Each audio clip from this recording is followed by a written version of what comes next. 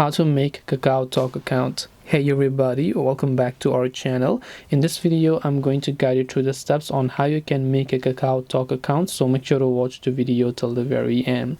So if you'd like to basically make a KakaoTalk account, all you have to do is go ahead and then first of all make sure to launch the KakaoTalk application here and just allow access to whatever your device have.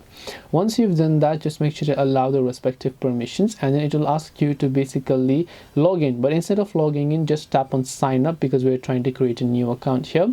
Agree to the terms and conditions, tap on agree and continue. Now all you have to do is basically just go ahead and then make sure to enter your phone number over here.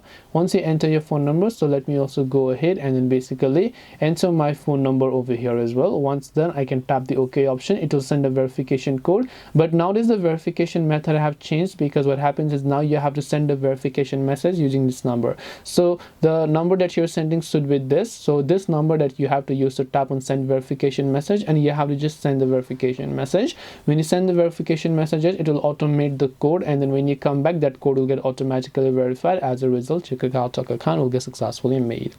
That's all it takes to make a KakaoTalk account. Hope this video was very helpful. If you have got any questions, feel free to also leave them down below.